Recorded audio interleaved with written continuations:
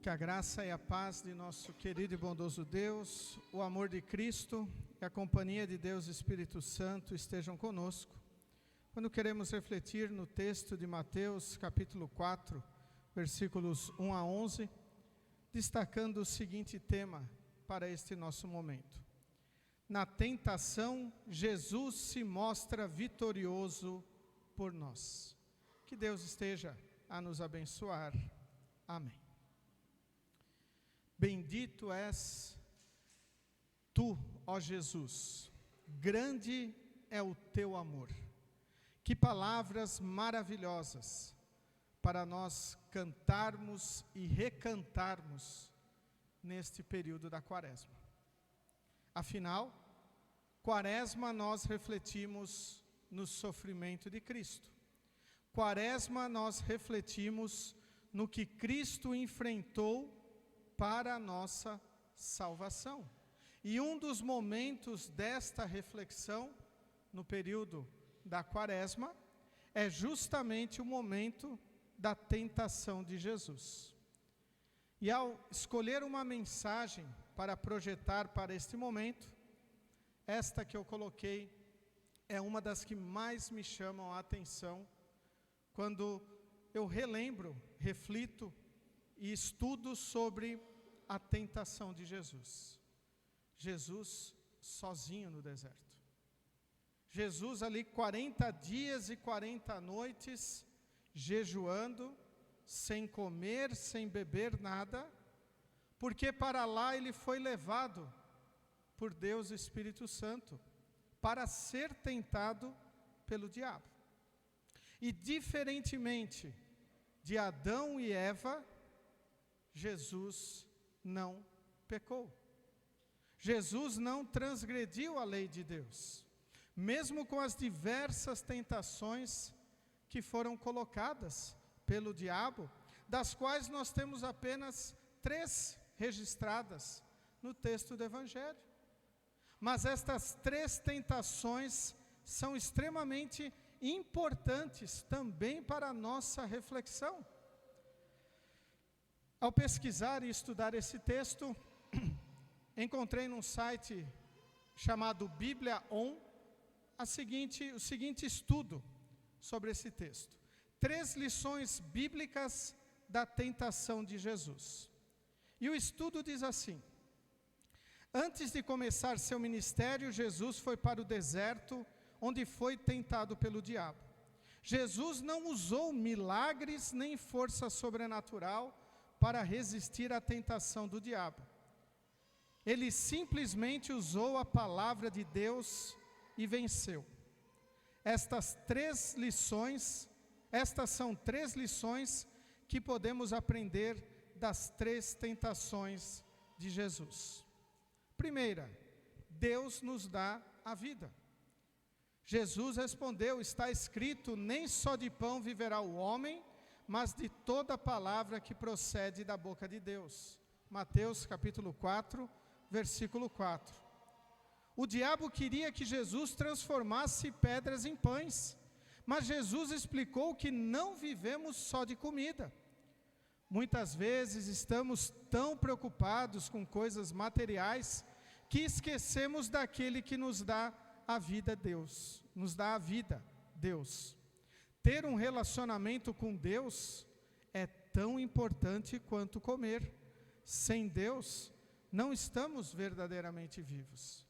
Vejam que coisa importante nos é colocado, olhando este versículo de número 4, a resposta de Jesus, quando ele fala, nem só de pão vive o homem, mas de toda palavra que procede da boca do Senhor, mostrando que nós devemos viver o nosso relacionamento com o Senhor Deus.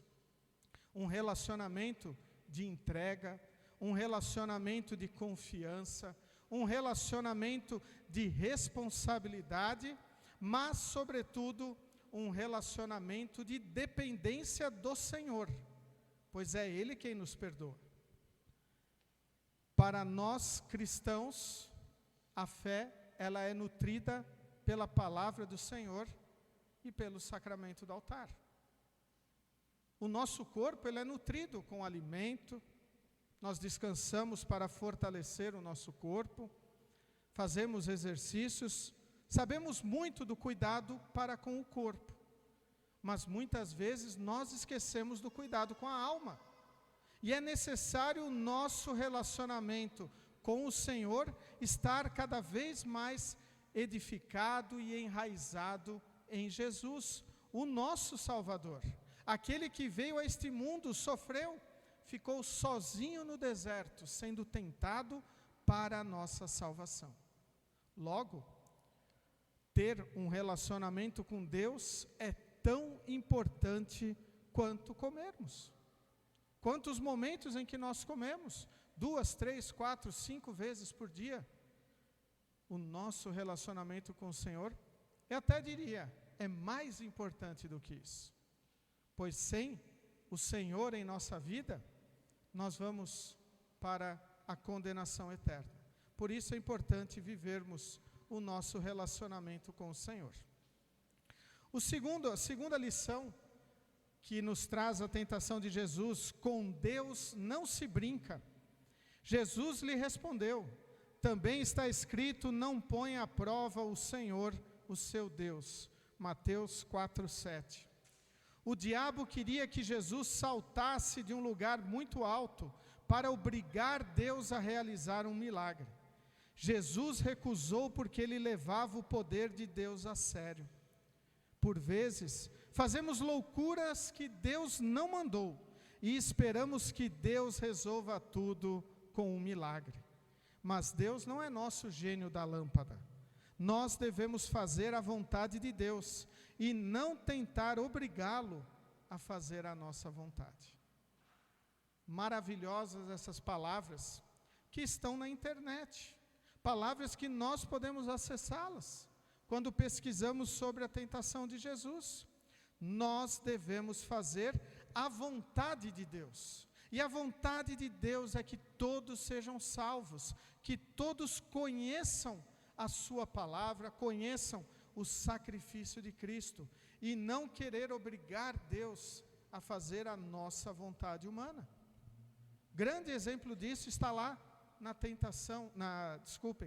queda em pecado, quando Adão e Eva não obedeceram à vontade de Deus, mas seduzidos pelo diabo, eles cederam à tentação.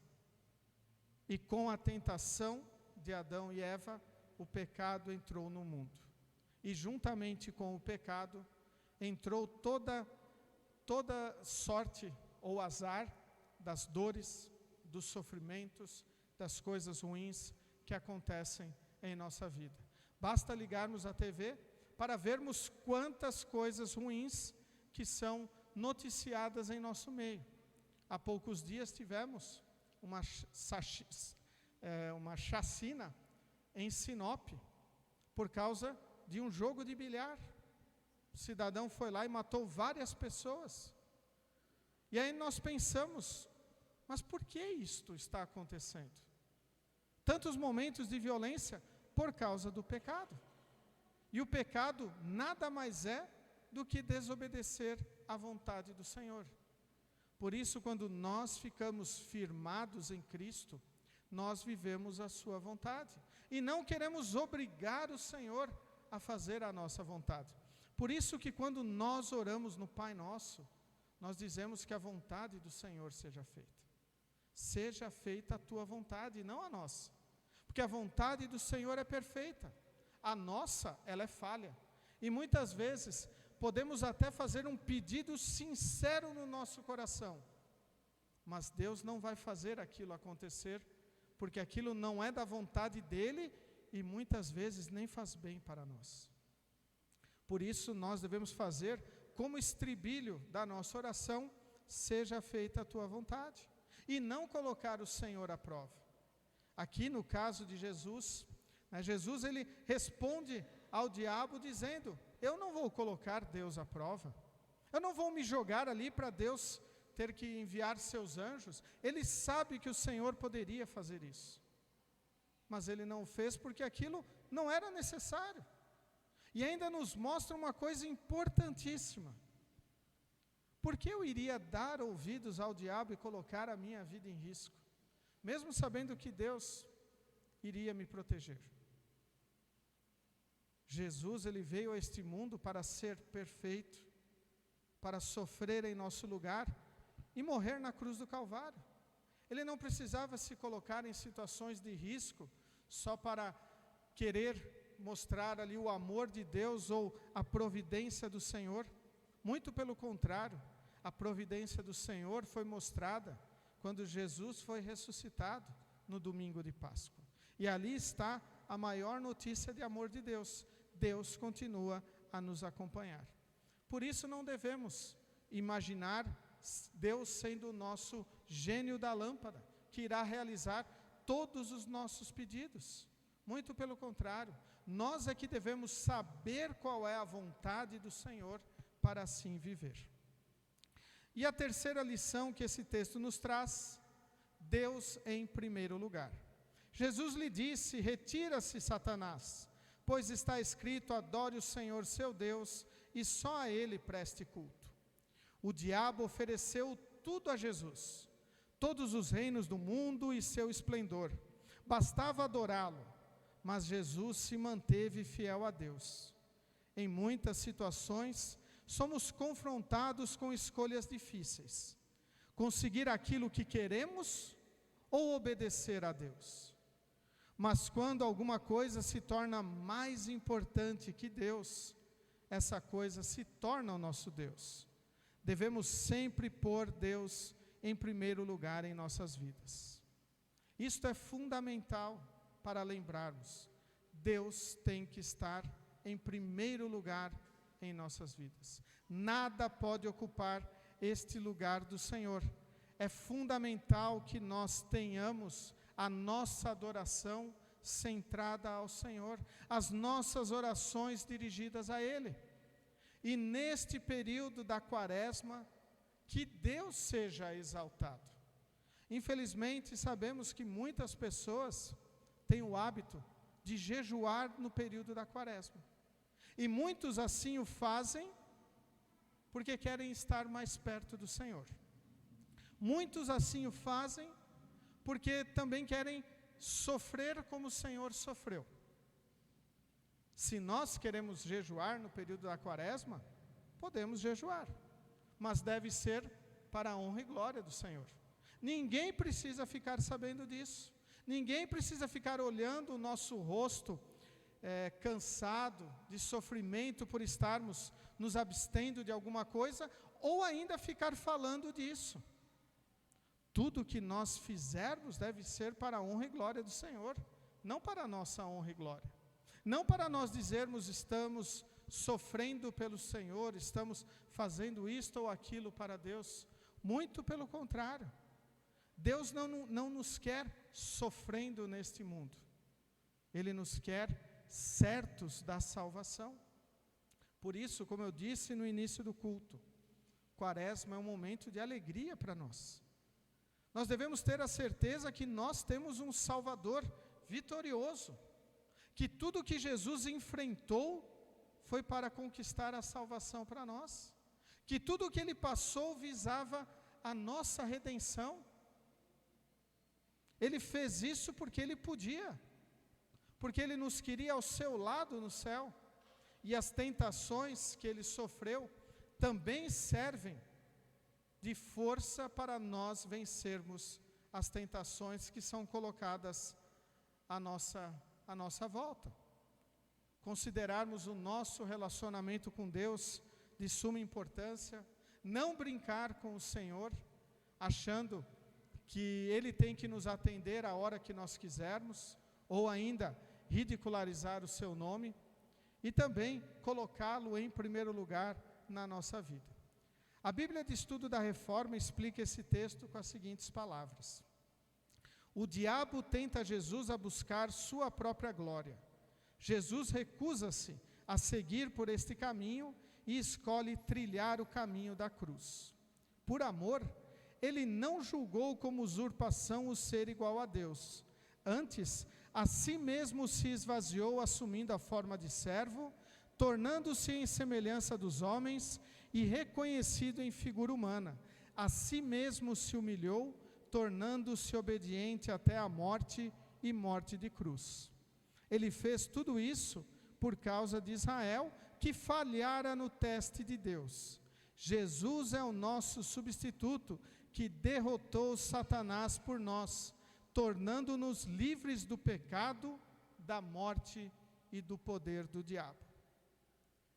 Jesus é o nosso substituto, que derrotou Satanás por nós. Esta expressão deve nos encher de alegria. Nós devemos estar super felizes, porque o diabo está derrotado por Jesus. O diabo foi derrotado no deserto, foi derrotado nas outras investidas e por fim foi derrotado na cruz, cumprindo a profecia que Deus havia dado no momento da queda em pecado, em Gênesis 3,15, onde nós temos registrado a promessa que Deus iria enviar um descendente da mulher, que iria ser inimigo da descendência do diabo. O diabo iria morder-lhe o calcanhar, mas ele iria esmagar a cabeça do diabo, e então seria o vitorioso sobre o diabo, a morte e sobre o poder do pecado. Por isso, é maravilhoso sabermos que Deus derrotou Satanás por nós, tornando-nos livres do pecado, da morte e do poder do diabo. Nós somos livres para viver a nossa vida a serviço do Senhor. Somos livres para testemunhar o seu amor. Somos livres para mostrar àqueles que estão ao nosso redor quem é o nosso Deus verdadeiro, o que realmente significa a quaresma para nós. E quaresma é um período de alegria também. Refletimos no sofrimento de Cristo, muitas vezes nos enchem de lágrimas textos bíblicos que relatam o que Jesus sofreu por nós, principalmente o seu abandono, o estar sozinho e solitário, mas para nos salvar. E isso nos remete também que muitas vezes é até mais prudente e melhor nós estarmos solitários neste mundo do que cercado de diversas coisas que querem nos afastar do Senhor. Muitas coisas às vezes querem nos levar para longe do Senhor. E então nós temos que tomar uma atitude firme e radical, dizer: eu vou servir ao meu Senhor, não vou fazer outras coisas. Eu quero estar ao lado de Deus para viver a sua palavra aqui neste mundo, para que mais pessoas conheçam desta mensagem. Mesmo que por causa disso, muitos vão nos deixar de lado, vão até querer nos excluir das suas vidas. Mas no nosso testemunho fiel, deve sempre mostrar que Jesus venceu as tentações. E nós também devemos vencê-las com a força do Senhor. Até tentações de querermos ser pessoas populares, pessoas agradáveis, pessoas aos olhos do mundo, boas, bonitas, mas que aos olhos de Deus estão mais perto do diabo do que de Cristo. Por isso, queridos, vamos estar apegados ao Senhor, ouvindo a sua voz e utilizando a sua palavra para resistir às tentações que surgem ao nosso redor. Eu gostaria só de voltar em um slide, na última estrofe que nós cantamos, quando fala ali: deuses falsos não têm coração igual ao do eterno Senhor. Só Ele, só Deus, sabe como eu sou. E só Ele alivia a minha dor. Nada neste mundo pode nos aliviar a dor como o Senhor o faz. Porque Ele morreu na cruz para nos perdoar. Ele sabia tudo que estava em nosso coração. Aliás, Ele sabe tudo o que se passa em nossos corações. Todas as nossas dificuldades, todas as nossas angústias, todos os nossos sofrimentos, e somente Ele pode nos aliviar. Porque Ele não vem com promessas vazias, Ele não vem com caminhos falsos. Poderíamos dizer que Ele vem com um papo reto e diz: entregue tudo nas minhas mãos, e eu vou te aliviar. Porque eu morri na cruz para te perdoar. A minha palavra é o poder de salvação. Por isso, queridos, ouçamos o Senhor, pois Ele conhece o nosso coração. Deuses falsos assim não conhecem, não sabem, porque não existem e não podem fazer nada, somente o Senhor Deus, Pai, Filho e Espírito Santo, pode fazer alguma coisa para a nossa vida. Por isso que no final do hino nós cantamos: o único que é digno de louvor é Jesus, Rei e Salvador. Bendito és, ó Rei Jesus, grande é o teu amor. O amor de Deus realmente é imenso, é grande, nos acolhe, porque Ele nos dá a certeza de que todos os nossos pecados estão perdoados. E o início do ministério de Jesus, após Ele ser batizado, para ser contado entre os pecadores, Ele então é levado para o deserto para ser tentado e para mostrar que com a palavra podemos vencer as tentações do inimigo.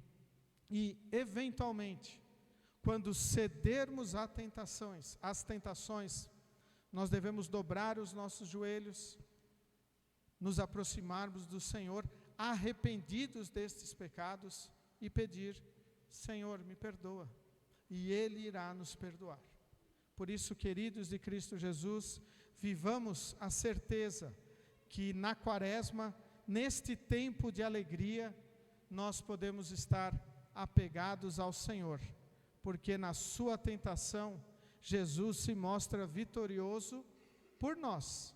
Não foi por Ele, mas foi por cada um de vocês, por cada um que vocês têm contato.